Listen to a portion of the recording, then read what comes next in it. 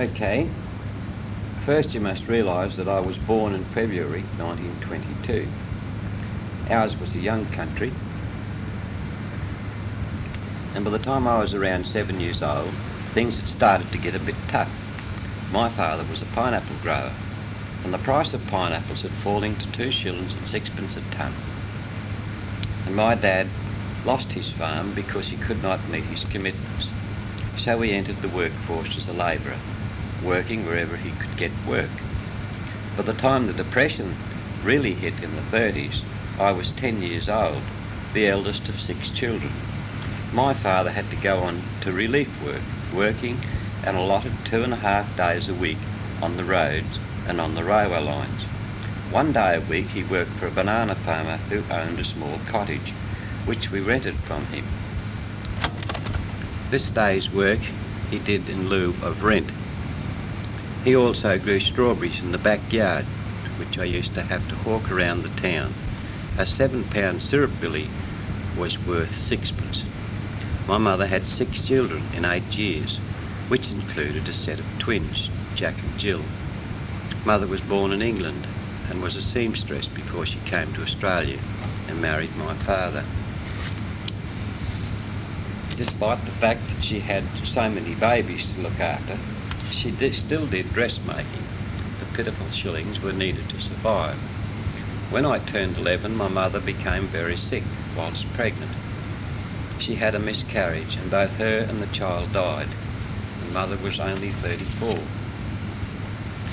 So my father was left with the impossible task of trying to work and look after 6 children. My mother's dying wish was that we should all be kept together to grow up as a family unit. The whole sad affair was too much for my father, and he started drinking very heavily.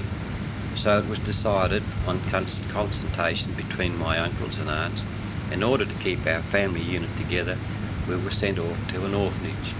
My brothers and sisters were sent to a mixed home, and I was sent to a home for boys because I was too old to be in the mixed home.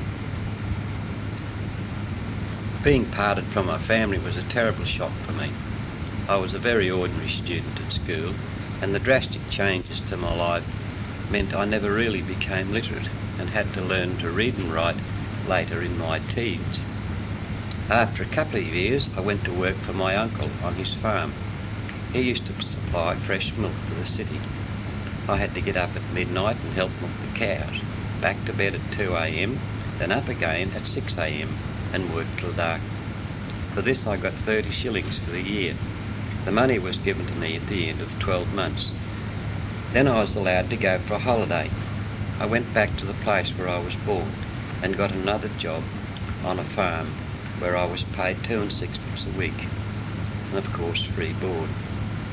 I was then 14, so I drifted from one job to the other with no guidance from my father or relatives, always having to get a job that would provide me with a roof over my head.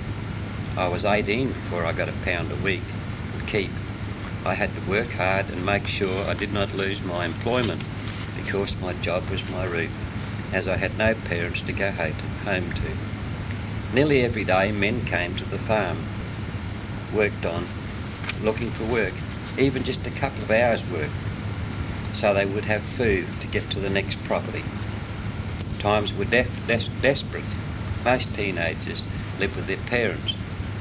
Older single men could get sustenance if there was no work, 6 shilling vouchers, which you could exchange for food only. The roads were full of swagmen looking for work, sleeping under bridges, hollowed trees. Most carried a blanket, change of clothes, etc., wrapped in a piece of canvas to keep their meagre possessions dry and to act as a cover on the wet nights. A black billy and pannikin were their most precious items. A lot jumped the rattler, as they called it, hopping on goods trains as it climbed the steep hills, often sleeping in the manure in cattle trucks as they travelled in search of work. Many were caught by the police and locked up for the night, given breakfast and sent on their way. On my brief visits to town, I would see long queues of men at the police station where they would receive their vouchers for food, usually on a Monday morning. There also was the allocation for any relief work that was available, preference always being given to those with a family. So it was that I was born in a time of great hardship. To me it was the norm. I knew no other, because I was young. I did not suffer the anguish from the responsibility my parents had as they tried to survive and provide for their children. Most of the population were having a tough time. I remember the good things, for it was a time of sharing and helping each other. Pride and dignity were sorely tested. Desperate and reluctant were those that accepted the vouchers for food, and grateful were those fortunate enough to get a couple of days' work a week. Shame on those that had a stone placed on their gatepost by the swagman, for they were the ones that never felt the joy of giving. Honesty was the order of the time, respect for each other, with compassion for those less fortunate, all garnished with a good sense of humour. However, I remember on my day off coming home on the back of the cream carrier's truck as he delivered supplies to the farmer's gate. Sometimes their homes were miles away.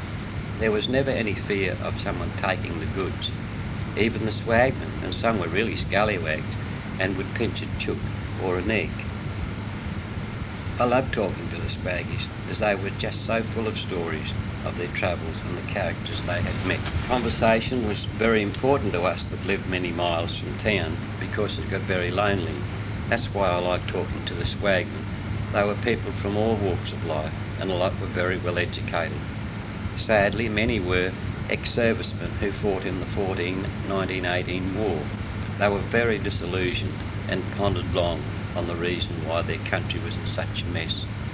Some blamed the mother country, England, saying they recalled all their money they had floating in our economy, leaving us stranded in a time of need. At one place where I work, if I wanted to go to the pictures, I had to ride either 14 miles on a horse or row 7 miles down the river. Strangely, the river was my favourite way. I would use the tide to my advantage, and I would often arrive home with mullet which had jumped out of the water into my boat. They were attracted by the carbide light I had on the seat behind me.